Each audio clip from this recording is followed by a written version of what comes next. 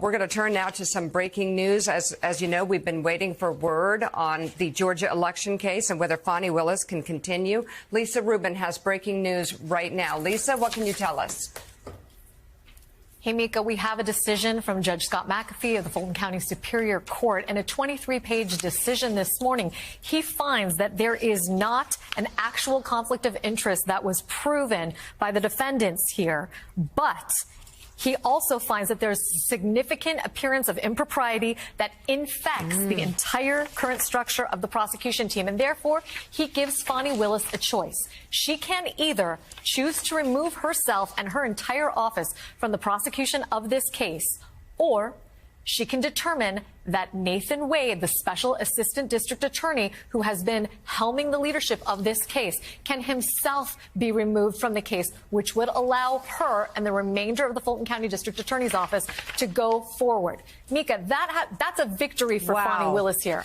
But that having been said, despite the fact that she has been given an easy choice here, notwithstanding that, there is plenty here for the Trump folks to exploit. And in particular, he finds that there was a failure to be as completely honest with the tribunal as these folks should have been. The quote that is really sticking in my mind right now is when he talks about the testimony of Nathan Wade and Fani Willis.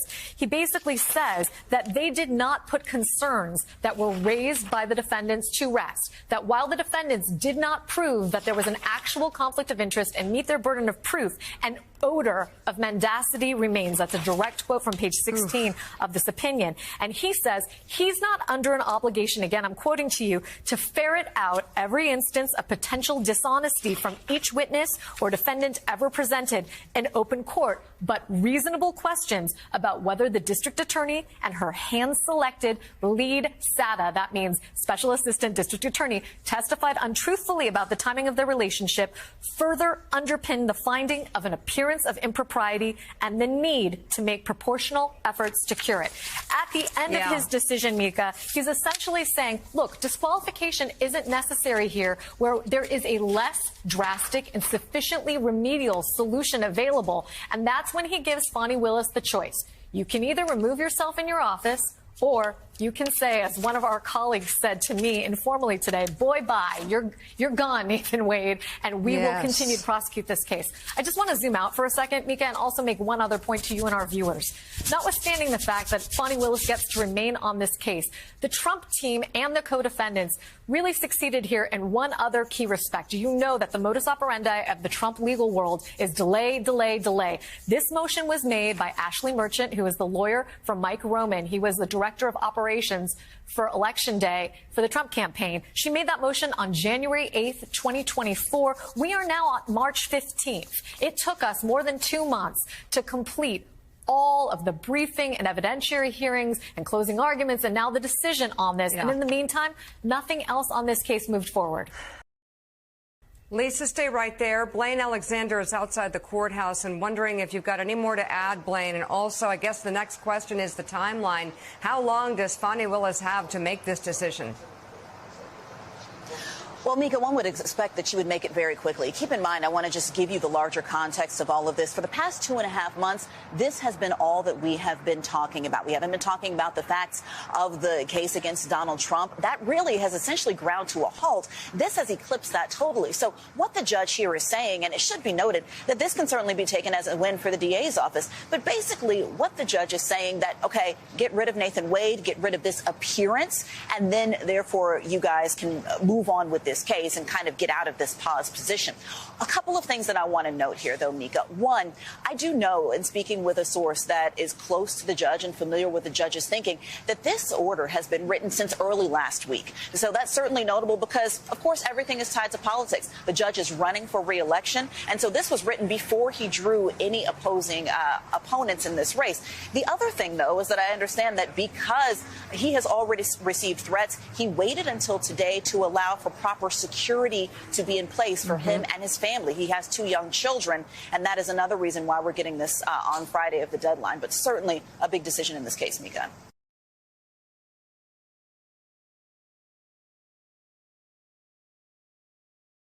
Let's bring in MSNBC legal contributor Katie Phang. MSNBC legal analyst Charles Coleman, and State Attorney for Palm Beach County, Dave Ehrenberg. Good to have you all. I'll go in order. Katie Phang, your takeaways from, I know everyone's just reading this lengthy documents. What's your first takeaway?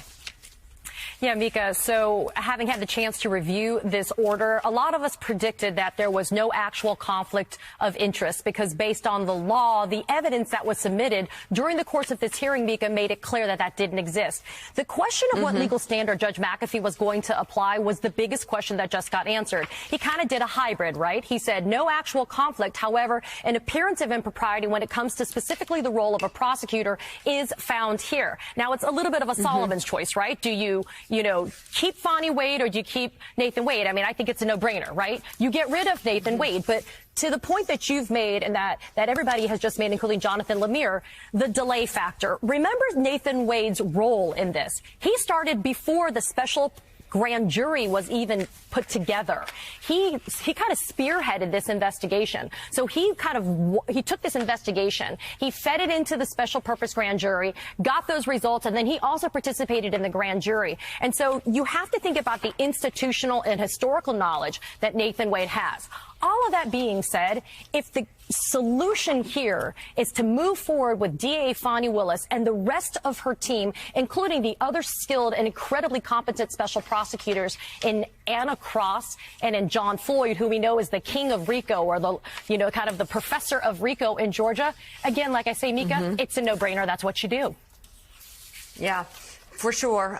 Dave Ehrenberg, I'm curious your first gut reaction to this order. Mika, I think this is a victory for Fani Willis. She gets to stay on the case, and the case will continue, even though it's been delayed. I thought the judge would try to split hairs here, remove Nathan Wade and keep Fani Willis. But how do you do that? Because if you don't believe Nathan Wade, then how do you believe Fani Willis? Because she adopted Wade's affidavit. And that's the tension here. But the judge decided to try to walk that tightrope. Because the standard is indeed whether there is an actual conflict, not a perception of one. And there was no actual conflict here, but there is an appearance of impropriety. So one of them has to go, and it will be Nathan Wade. And quite frankly, it should have happened already. If it had, we wouldn't have had all this. So, Charles, let's get your reaction as well. I mean, at minimum, poor judgment shown here by the district attorney. It does seem that the choice ahead of her is pretty clear. Can we just get, what is your first immediate thoughts as to what we're reading right now? Well, like Katie, and I do want to give Katie all her flowers as she's due, she was the first of our colleagues to point out the actual standard of Georgia law when it came to the removal of a prosecutor. And I have been thinking about that since she pointed this out way at the beginning of all these hearings. There was really only one way that the judge had to go if he was going to follow the law, and that was if there is not evidence of an actual conflict, which we did not see presented, Fani Willis had to remain as the DA. Now, he did carve out some things with respect to the removal of Nathan Wade, and I did anticipate that there would be a rebuke of Fani Willis's behavior, and I see on page 9, the judge has written, "This finding is by no means an indication that the court condones this tremendous lapse in judgment or the unprofessional manner of the district attorney's testimony during the evidentiary hearing." That is very strong language, and it's something that I expected you would hear from the judge in this case. All of that being said, I think this conversation, and Lisa alluded to it, about the notion of polluting the jury pool is really interesting when you start to think about, now you're talking about, with all of these cases, both civil and criminal, a jury pool of the entire electorate. And it's contaminated and cross-contaminated wherever you look because of everything that has happened, and even a decision like this. And so it will be interesting, not only in the legal realm, but also in the political realm, to see how all of this shapes out, given the fact that at this point, you would have to be living under a rock not to have been exposed to some level of information around everything that's been going on. Yeah, Lisa, this is what we talked about, my gosh, 3 hours ago. It was a long time ago. Yeah, it's been a long week. But as we talked about, there are other ways for Fani Willis to face some music because of this terrible lapse in judgment, whether it's ethics charges, whether it's the voters who decide not to vote her in. But again, the question is, how does it impact the defendants? It looks like the judge pretty much got to what we were saying 3 hours ago, which was remove Wade. She can continue as prosecutor. and then she faces whatever judgment she faces from the voters or from ethics panels on her own. Yeah. And, Joe, let me just say that there's a lot for people to chew on if they are opponents of Fani Willis here. In particular, the discussion both of her testimony and of that speech she gave to the Atlanta church is brutal. He says, essentially, that she didn't cross the line into forensic misconduct when she gave that speech, but it's still legally improper. That phrase, legally improper, is one I'm sure that we will hear again and again from folks on the defense side, as well as the conclusion on page 16, that an odor of mendacity remains. One of the other things I think is really interesting here that went on is how Judge McAfee, in addition to deciding what the appropriate legal standard here is, also took us through his thinking about the evidence. He tells us that Terrence Bradley, and this should be no surprise to anybody who watched the hearing, essentially was not a credible witness, that he had too brittle a foundation for anybody to really rest the case on him. He also talks about the fact that Fani Willis's former friend, Robin Yeardy, an employee of the district attorney's office who claimed that the relationship began sometime in 2019 or 2020, that her testimony similarly lacked context and detail that allowed him to really put very much stake in what she had to say. But he did consider, he says, the proffered cell phone testimony. That's essentially this affidavit from an expert who was trying to interpret the cell phone data that Trump tried to put in at the last minute. He also says that he considered what he characterizes as an unorthodox decision by Fani Willis to talk extensively to Michael Isikoff and his co-author of the book, Find Me the Votes. That was something that the defense made a lot out of during these evidentiary hearings. But at the end of the day, he says it was the defendant's burden to establish a conflict of interest here. And even though an actual conflict of interest need not be one, according to Judge McAfee, that prejudices the defendants, and there was some question about whether that was also a part of the standard, he says they just fell short of establishing conclusively in his mind that there was an actual conflict of interest that justified her disqualification. Nonetheless, he was so troubled by the other stuff that went on, including this odor of mendacity, that in the end, he gives this creative choice to Fani Willis. And I don't think we'll hear the end of this. I think you'll see people on the Trump side and defense side try to write letters now, for example, to the state bar, asking them to further investigate Fani Willis, Nathan Wade, and Terrence Bradley for the testimony that they gave in this proceeding, and asking them to take some disciplinary action against one or all of them with respect to what they said to the judge. Andrew, here we have the most important case brought in the history of the state of Georgia. I would guess probably maybe since after the Civil War, but no, probably even let's just say the most important case in Georgia history. I think that's pretty safe to say. And yet the lack of judgment shown here, just absolutely stunning. And I'm curious what your thought is. The odor of mendacity remains. I'm curious, do you agree with that, one? And two, if that is the case, how does she move forward effectively as the prosecutor of this case? So I think the last question is the key, what to do now. I think that there's no question that there's no prejudice to the defendants. The judge goes out of his way to say this has nothing to do. And that's your point, Joe, which is this has nothing to do with it. And that's what makes this so absolutely infuriating, because the judge, I think, is clearly saying, I'm not buying for 1 minute, or as I would say, 1 New York minute, the testimony that was given. So, hey, and Andrew, is saying, could I ask you to clarify for anybody that's watching this? Could you? So we're saying, I think correctly, that this lack of judgment, these terrible mistakes made by the DA, does not impact defendants. Give some examples of what are some of the things that would have required her disqualification. Sure. For instance, if she were having a relationship with a witness in the case, if she were having a relationship with the defense counsel on a case, those are things that would actually deal with the evidence. And the judge goes out of his way to say there's nothing about it, even if there were some financial gain to her, The idea that she's prolonging this case, and the judge goes out of his way to say prolonging, the state has been trying to get to trial. So he goes out of his way to say the defendants are not prejudiced in just one iota about this. But I think the key here is how to go forward, because clearly Wade is off. But I think that this is such a huge body blow, almost a fatal blow to Fani Willis. I think the way forward is she has to voluntarily recuse herself.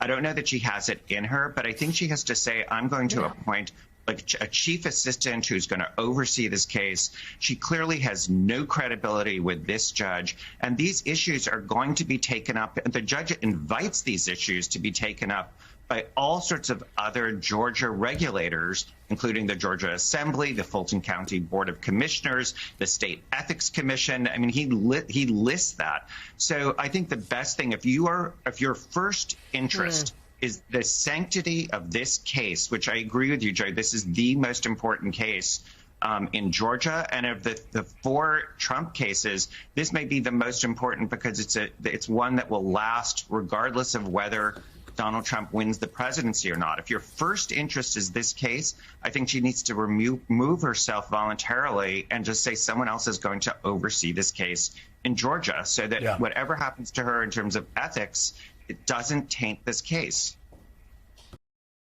President Biden is back in Washington this morning after campaigning in Michigan yesterday, mobilizing volunteers in his election fight against former President Donald Trump. Biden visited the city of Saginaw, a diverse area with a plurality of Black and Latino voters, in an effort to reach out to minority groups in the state, according to the campaign. The president, however, did not officially meet with any of the state's Arab or Muslim community leaders, despite the state's large Arab American community. This also comes after 13% of voters in last month's primary chose uncommitted, protesting the president's handling of the war in Gaza. White House officials did, however, meet privately with Arab and Muslim leaders in Chicago while Biden was in Michigan.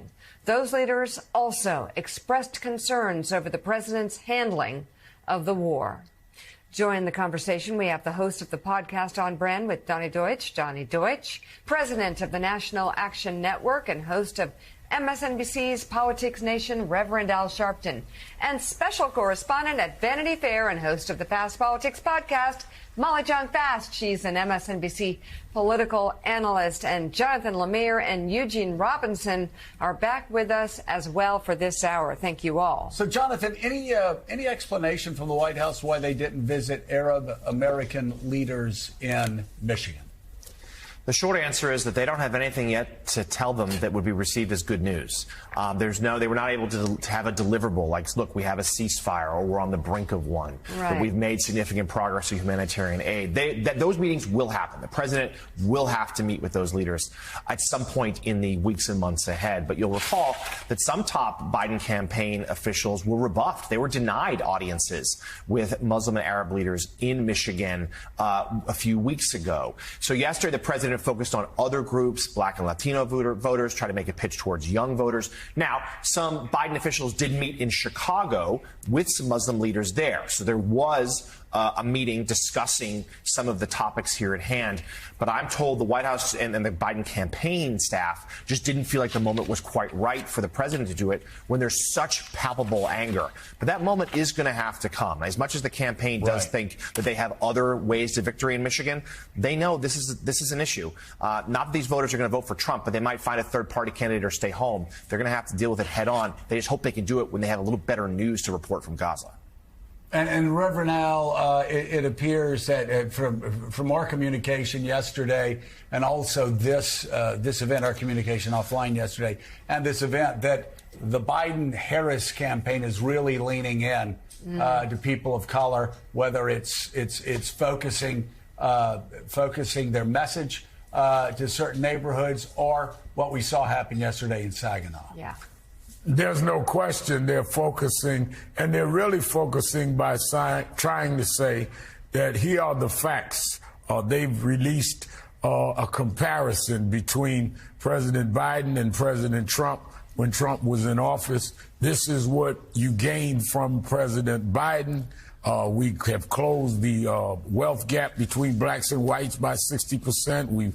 You've gained jobs. Unemployment is lower than it's been for blacks in decades.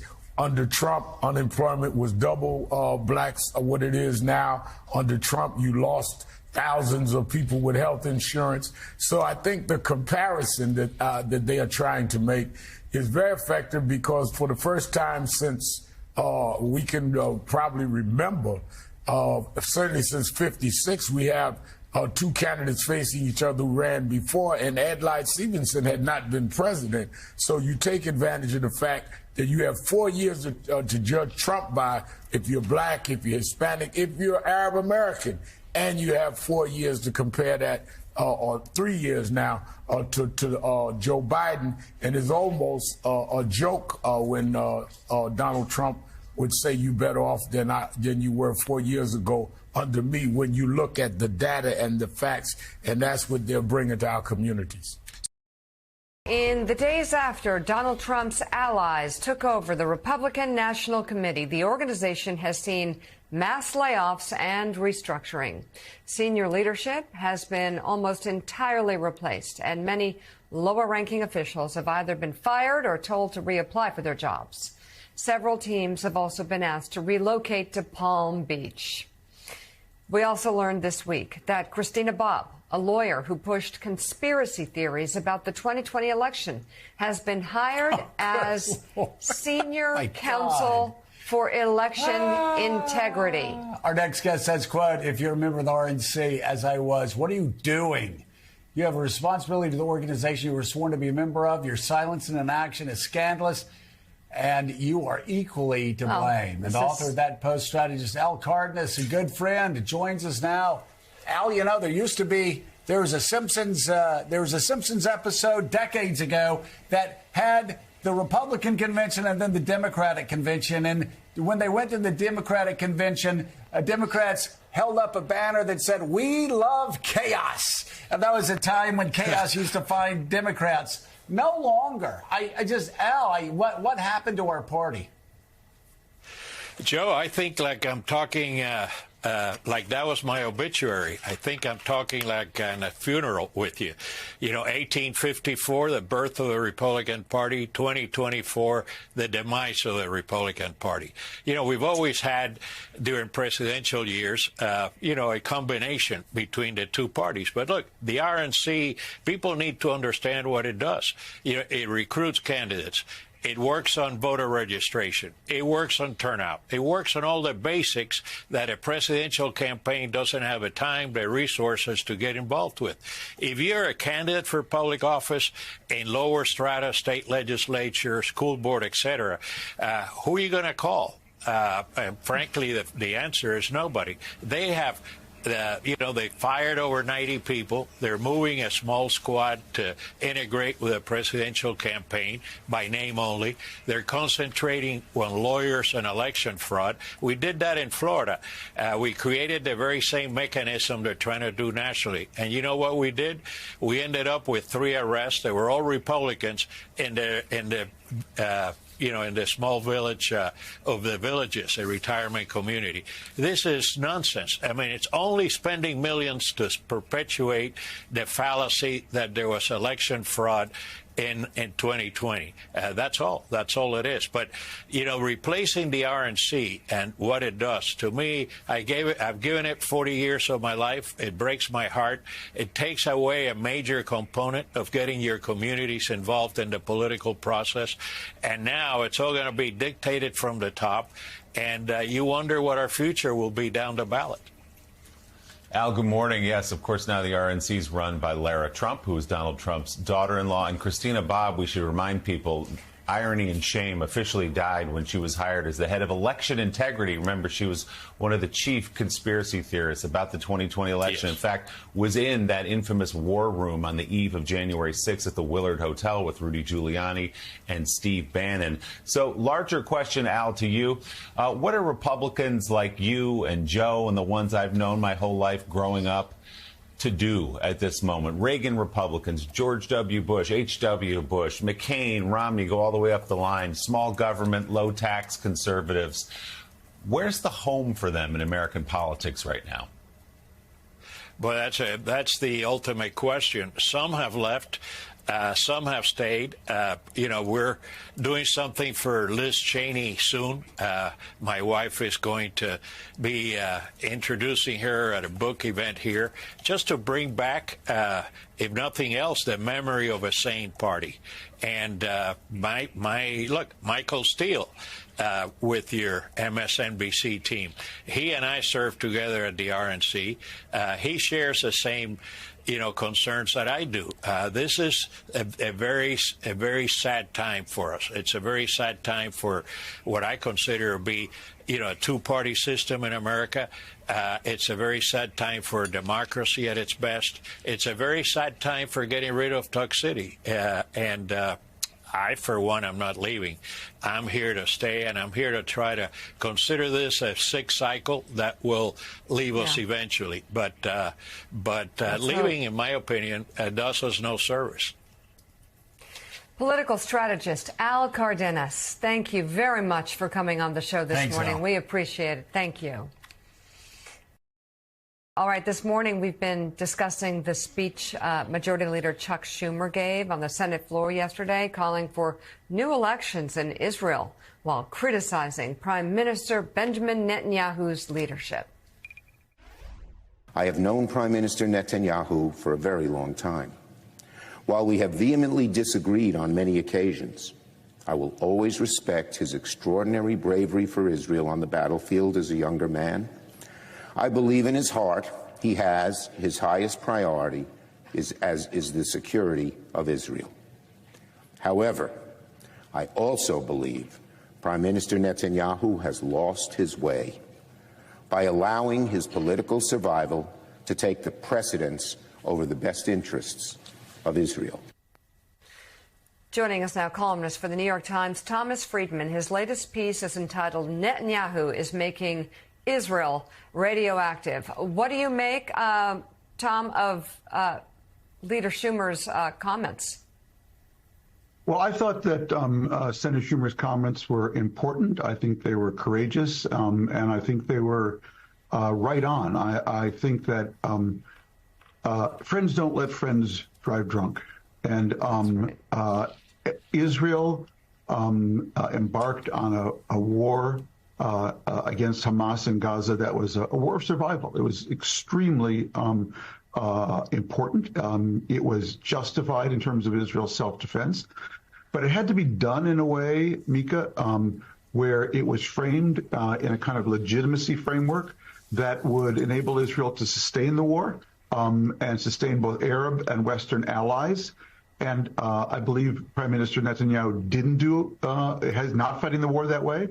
And I think that what Senator Schumer has done is really opened the space for a real discussion here within the Democratic Party, but also in American politics at large, where we can have a frank conversation with Israel without it being one of hostility of where are you going here, because where you're going is, we think, going to not only undermine your interests, but also the whole diplomatic security structure that the United States has built in the Middle East since Camp David.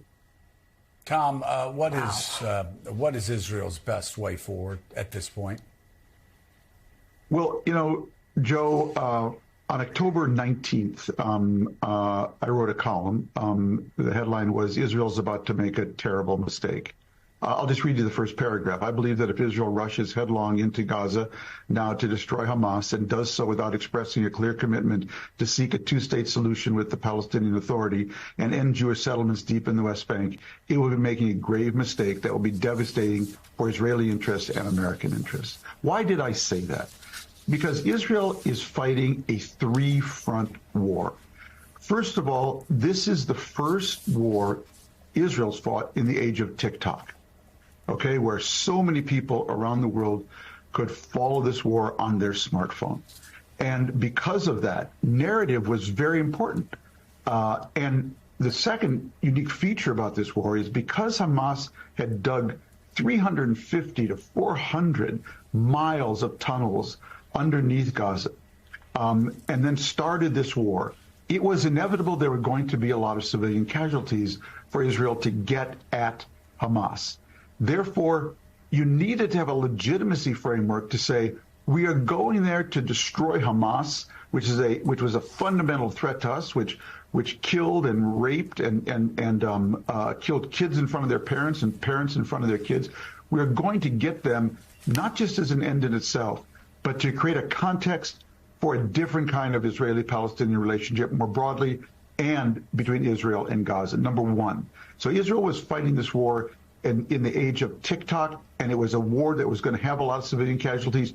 You needed to wrap it in a wrapping of legitimacy. Second, this war, you had to have an end game. This was Israel had fought 4 wars, I think, with Hamas before this, but none of those were wars of dismantlement. This was the first time Israel was trying to dismantle Hamas. And if you're trying to dismantle Hamas, then you need to have a vision of what is going to replace Hamas. So you're not saying to the world, we're not only just going to occupy the West Bank indefinitely, we're going to occupy Gaza indefinitely. And thirdly, this is a regional war. Besides Israel's war with Hamas, it's facing a threat from Iran and its proxies throughout the region, Hezbollah, the Houthis, Shia militias in Iraq. And to confront that regional alliance, Joe and Mika, you needed another alliance. You needed America to be able to leverage our Arab allies, our European allies to confront that Iranian network threat.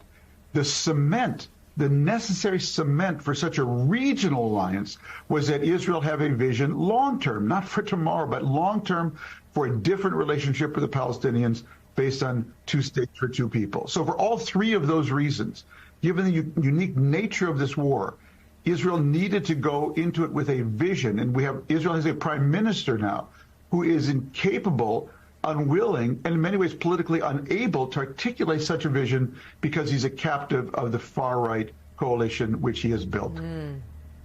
And Tom, good morning. And as the President of the United States has upped his criticism publicly now of Benjamin Netanyahu, Netanyahu has pushed back even harder, saying, yeah, we appreciate the alliance with the United States, we appreciate all the support we get, but effectively, I'm going to do what I'm going to do, regardless of what Joe Biden says. So what is the President of the United States to do with an ally like that, with a prime minister like that, who isn't listening to what he's saying and isn't listening to the fact that you've written about many times that he's walked right into the trap set by Hamas with its unprecedented savagery on October 7th, that it now walks into this trap of killing civilians. And for Hamas, as you've always said, that, you know, it's a death cult, that a dead Gazan to them is a victory because it makes Israel look bad. So what does President Biden do with Benjamin Netanyahu?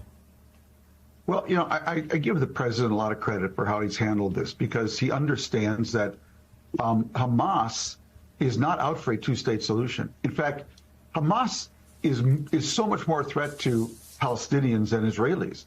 It has done everything it could since its founding in 2006, 2007 to destroy the 2-state solution.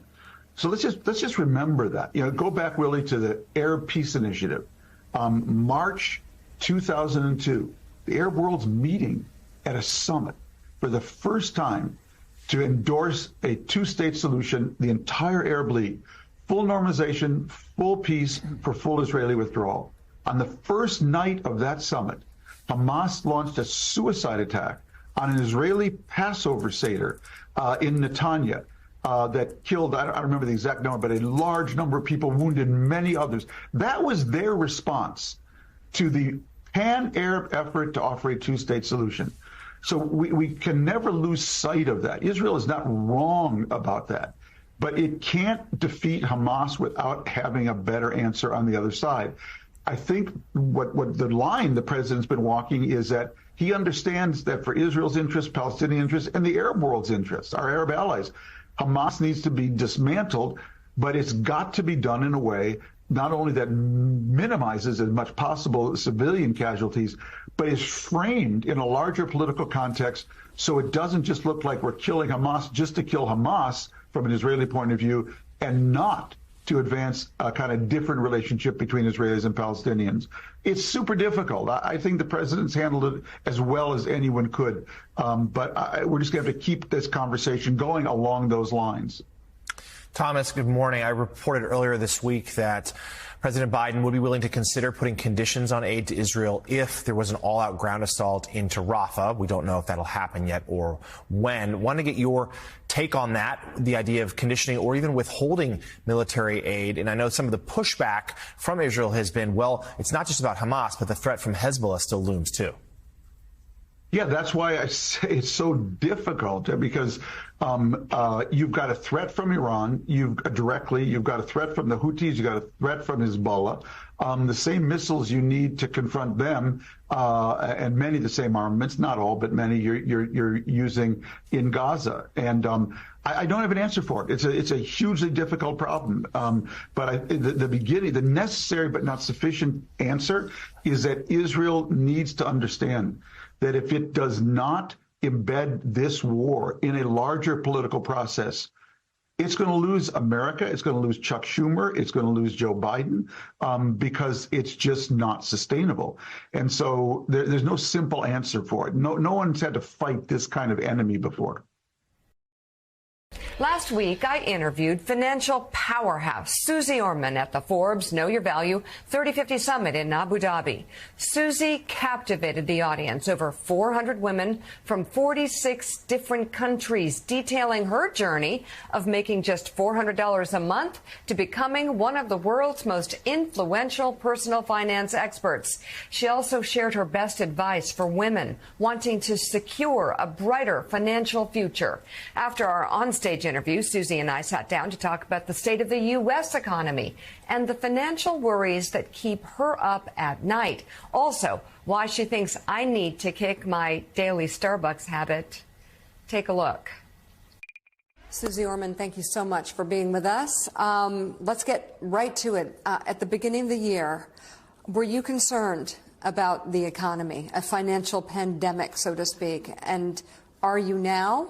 I'm always concerned about those, Mika, that don't have money. Because inflation, even though they say it's kind of come down, people still don't have the money they need to afford the things that they need. Not their wants, but just their needs. So the rents people are paying, the prices they're paying for real estate, their homes, that concerns me. But overall, and I don't know how this has happened, it seems like we're doing all right. Right. It seems unemployment's all right. The markets are over the top great. And it's kind of settled in. So we'll just have to see the moves they make and how it goes. I don't know if I'm using the right terminology, but leading indicators look good. Yes. But it is expensive at the grocery store, and it is hard to get a home. So it's kind of like it's so now schizophrenic. But you're talking about the overall economy. Yeah. The GDP, the Right. all of that, Yes. versus people's individual economy. On an individual level, I think people are not doing okay. I do not. Over 50% of the people in the United States don't have $400 for an emergency savings account. Or if their car breaks down, so they have to go and put it on a credit card and pay the minimum payment due, and then the cycle of debt begins. But when you look at the overall, which I'm not sure means a lot, it looks pretty good. But when you look at people's individual situation, in my opinion, they're still struggling. So cost of housing and this individual struggle that you're noting, is that the economic, financial concerns that keep you up at night, or is there something looming that we need to worry about? I don't have anything looming. Okay. You know, in terms of finance. What keeps me up at night are the wars. What's happening in Israel and with Gaza and Ukraine and Russia. We are now a global economy. We're no longer where it's just America and it's this and it's that. Everything is imported, exported, manufactured there, imported here, whatever it may be. So when you break down and all of a sudden money starts to be focused on war and combating one another, it affects everything in the economy. Do your worries actually pour into your advice? Do you think people should be watching and listening what's happening with these wars and thinking on it more? Because a lot of people are really busy, and that's like what Washington worries about. Is it something they should worry about too? And I think they should absolutely be knowledgeable about it. Mm-hmm. And I think if you're just not worried because you don't want to know about it, now you're asking for trouble on a personal level as well. Biggest financial mistakes you see women in their 50s and 60s and beyond making? Not really knowing where their money is, especially the 50s, the 60s, the 70s. I have a podcast, Women and Money, and everyone's smart enough to listen. And it's really geared towards women who are 60, 70, and 80 years of age. Because we have arrived. We have arrived. But sometimes we arrive in a different way than we thought. We thought we were in the perfect relationship, and now we're not in relationship. We thought our perfect partner was going to live forever, and then they died. And here we are, and we don't know what to do with what we have. We don't know what to do with that which we needed, but we don't have. And that's all because in our 50s, we didn't want to get involved with our money. We didn't want to take a realistic approach to, oh, of course we're going to get older. Of course there's going to come a day that we retire. We'll always be able to work for money, so I don't have to save it. I don't have to think about it. I'll still take care of my kids. But women still give more to others than we give to ourselves. And that is a really big mistake. That. You recently told the Wall Street Journal that you believe dining out is a waste of money. Mm-hmm. And that you would drop dead before you bought yourself a cup of coffee. Yes. I love my Starbucks. Why can't you make that at home and just bring it? I know. It tastes different, Susie. Here's what would happen when I would go on the Oprah show. Okay. So she asked a question very similar. What are people wasting their money on? I said, Starbucks. Yes. Yes. All right. It's like $5 and $8 now. But back then it was $3, well, $3.75. All right. And I said, Oprah, do you know if you were 25 years of age and you bought a Starbucks every single day, and rather than doing that every day, you put $100 a month into a Roth IRA, a retirement account, and you did that every single day until you were, you're 25, so let's say till 65. You average 12% on your money over all those years. Do you know at the age of 65 you'd have $1 million? Oh my God. So all of you are peeing $1 million down the drain. I've never bought a Starbucks in my life. Not even the Morning Joe blend? Not even the Morning Joe blend. Okay, fine. Damn it, it was my guilty pleasure. Susie, thank you so much. Anytime, I appreciate Mika. it.